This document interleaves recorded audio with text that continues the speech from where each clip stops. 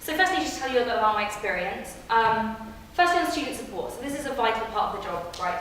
The VP for Welfare and Community spends about 50% of their time doing casework with individual students, and then if you add on top of that supporting common room reps, working with individual members of the part-time exec, supporting them with their concerns, etc., adds up to a pretty vital part. So over my time at Oxford, I've done over 50 hours of student listening and listening and support training, and I've also delivered some of that on to other students.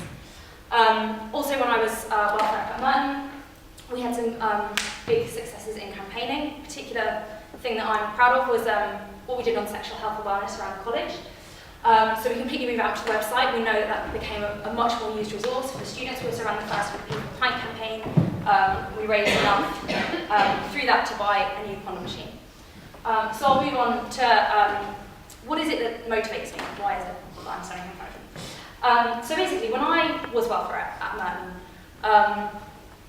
kind of a couple of things hit me, the more that I did the job and the longer it went through. The first thing was how, as I carried on with the job, I found out a lot more about the kind of support services that are available both through OUSU and on a general kind of city level in Oxford that I hadn't known about before. And I was really shocked that I hadn't known about them before, and that a lot of my fellow students still don't know about them. So that was one thing that made me think, you know, I want to do something about this. And the second was how much disparity there was between different colleges, right? So the more I spoke to welfare reps at different colleges, the more I realised that things were done very differently in different places, and departments even more so.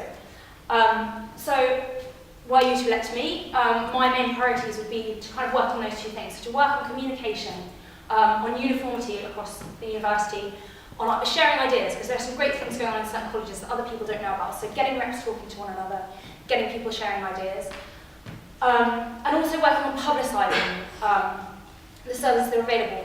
So I think certainly, especially some of the university support services, they either come in for some bad press, or if not, people maybe aren't quite sure what they do, or they see going to a central university service as a really big deal, and something that's, I've had a lot of people that I've spoken to over the last couple of weeks use the phrase admission of failure if you go to the university counselling service. It doesn't have to be that, it doesn't have to be a big deal, it's there for everybody. So I think really reducing that stigma and that kind of nervousness surrounding those services is something that I'd like to do. And finally, what I really want to do is engage students. So if you look at my manifesto, you'll see that on the kind of equal opportunities side, there's maybe a bit less. I talk an awful lot about communication. But I think the reason for that is that what I'm worried about is hearing students' concerns and then taking those forward. So in the last few weeks, I've met with a lot of representatives for welfare and for different equality and diversity issues from different common rooms. Sure, so yeah, that's basically my argument.